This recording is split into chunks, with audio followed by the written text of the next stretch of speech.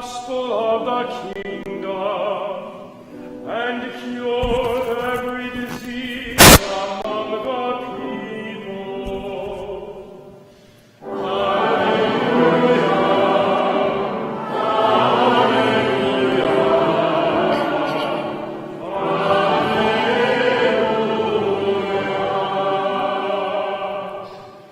The Lord be with you. A reading from the Holy Gospel according to Mark. Again, Jesus left the district of Tyre and went by way of Sidon to the Sea of Galilee into the district of the Decapolis. And people brought to him a deaf man who had a speech impediment and begged him to lay his hand on him. He took him off by himself away from the crowd. He put his finger into the man's ears and spitting touched his tongue. Then he looked up to heaven and groaned and said to him, Ephata, that is, be opened. And immediately the man's ears were opened. His speech impediment was removed, and he spoke plainly. He ordered them not to tell anyone. But the more he ordered them not to, the more they proclaimed it. They were exceedingly astonished, and they said, He's done all things well. He makes the deaf hear and the mute speak. Gospel of the Lord.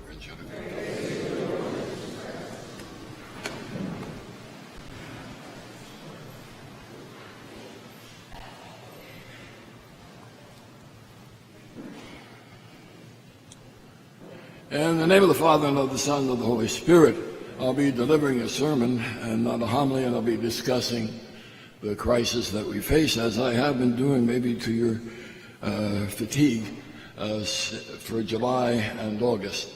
And I think there's still things to say. I'm not going to attempt to solve the problem. What I'm trying to do is help equip as many people as I can, and as I do so myself, to handle what will follow. Because we're scarcely at the beginning of this thing. I don't think we're done with the beginning of this thing. It goes from the Carrick to the Pennsylvania Report to the letter of Archbishop Vigano. And today, I'm going to speak about politics, because this is a perfect storm we're in. This is not just an issue of the clergy. It is an issue of the whole church, and we are a split church. And this is occurring publicly in the middle of what is a particularly harsh time in the discourse of our land. And so it is tough, I find, to keep my balance. I'm going to speak initially about liberals and conservatives, and I'm going to confess that I am a liberal Democrat. I was born that way. And I benefited from the Newark, Essex County political machine. It gave me great jobs every year with fantastic salary, and I didn't always have to show up, So. And I graduated high school in 1957, and big difference between 1957 and even 1962 or 1960. As a Roman Catholic, we were more aware of the doors that were closed to us. The university where I later served only permitted 3% Catholic class a year. In the military, you could go just so far. If you wanted to get into intelligence, I thought I was intelligent. If you could get into the FBI, you could not get into the CIA. And so I had a sense of limits and a sense of being oppressed. I have carried this into my old age into near insanity. I cannot endure watching Fox News. I cannot stand CNN. I have to watch MSNBC, which is called mostly Socialist NBC. And I don't like what I see. I became addicted to this channel maybe 5 or 6, no, longer than that, probably 10 years ago. And particularly leading up to the last campaign, they were really good in their analysis and fair-minded, loved Morning Joe. Unfortunately, since the election, they've become a little bit unbound. But I cannot still get myself to go back to the other channels. That's a kind of madness, isn't it? That we have to realize that with our political stance is not purely rational. And, we have to have a certain sense of self-criticism of our political stance, the way of everything else. No, having to do with the very self. I mean, this is madness. Why am I watching that channel? Why can't I watch the others? This is not rational, but it is real, and so far unconquerable. Maybe Netflix. But we need to even question our whole sense of what we know and what we really know. I mean, if you talk to these data analysts who study huge amounts of information, and they tell me your address, tell me your political party, tell me X, Y, or Z, and I'll tell you your toothpaste. And they'll be right.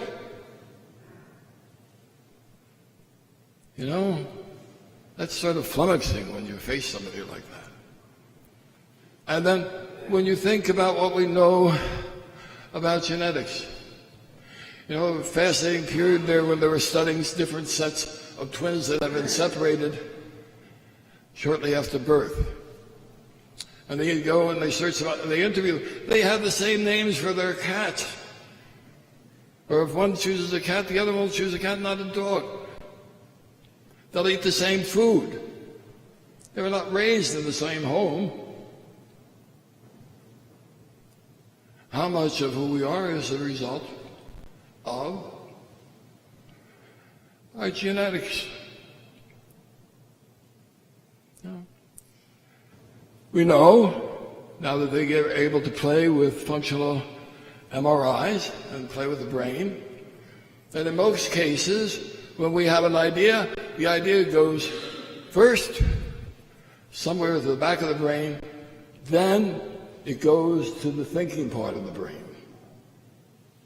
That the impression and the reaction precedes the rationale. The reasoning process follows the decision, doesn't precede it. Fascinating thing.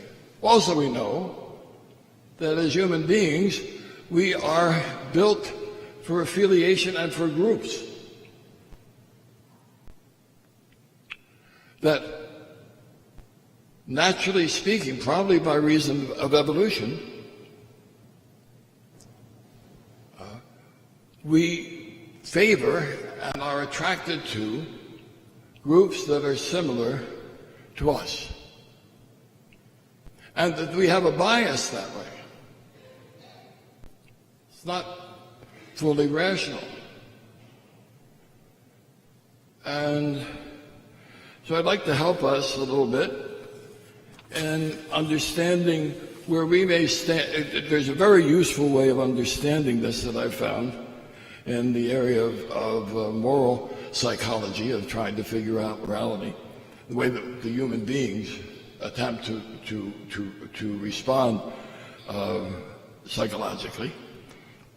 And this guy, his name is Jonathan Haidt, and the book is The Righteous Mind, and he lists 6 themes here, 6 values.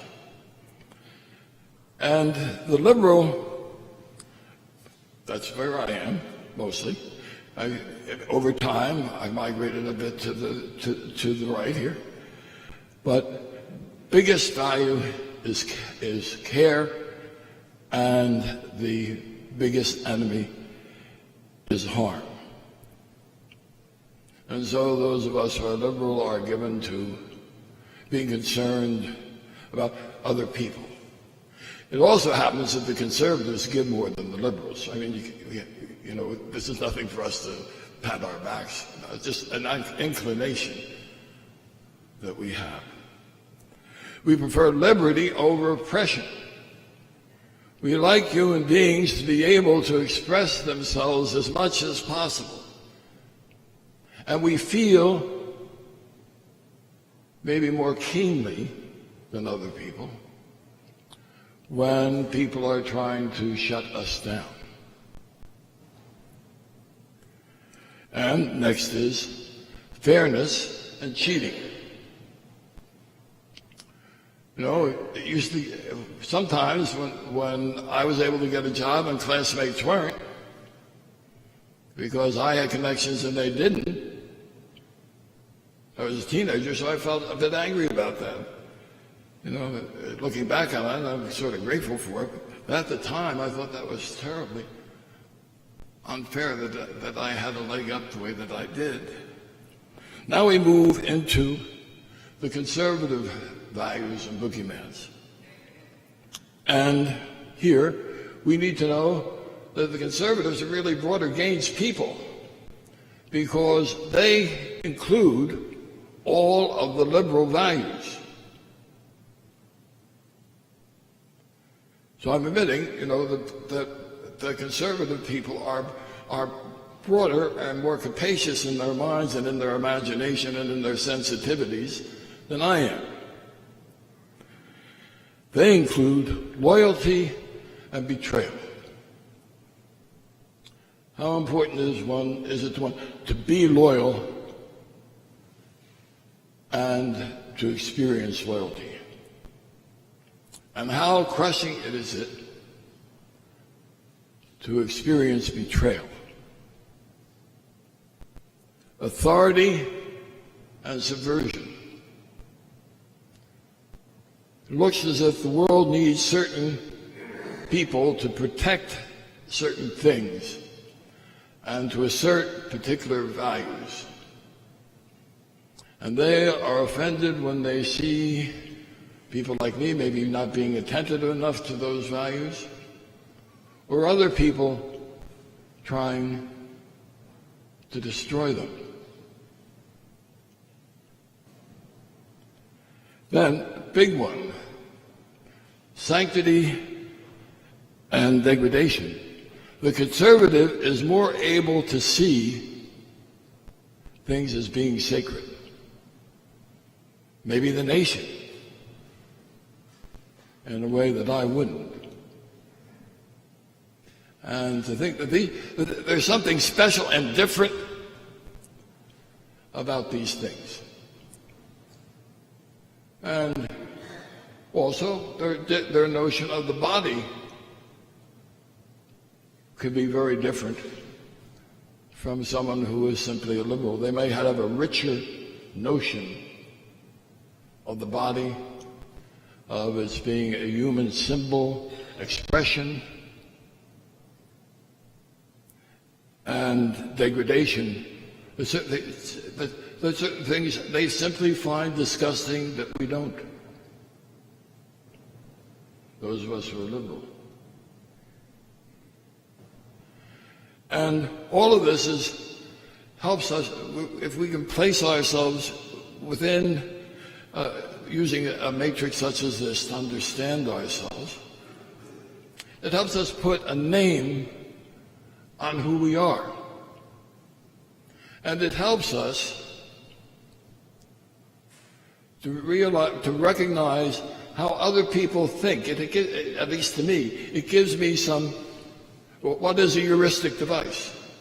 A heuristic device is something that permits us to see more than we thought we saw before, to notice things we weren't noticing before, and to make some projections about what the future may bring, what possibilities this opens up. And again, this makes us easier. I'm hoping that this makes it easier for us to understand one another and to not place one another in different boxes, and to have a healthy sense of humor about oneself. That where I am politically is probably may not very well be where I land is simply by reason of my thinking and very thoughtful and kind of convinced. It may be as much temperament as it is commitment. This, I hope, makes it easier for us to listen to others and expect that they might have something that will be useful to me. And it also points out to me that I'm probably holding on to some behavior, some attitude, which are frankly mad right now, that don't fit the situation that I'm in. But I'm in them not because of some conviction that I've arrived at, but of some stance that is habitually mine, and that I have to adjust my stances to different situations. We need to come to an appreciation of things like this to live together as a nation. We need to recognize our natural tribal instinct and understand that there are times when we have to let that go, and that letting that go is going to be hard and maybe impossible. Sometimes, like with MSME, I'm just stuck there. Not reasonable. And so have a willingness to enter into discussion about issues which are politically charged and ecclesiastically charged, and that are challenging and nasty,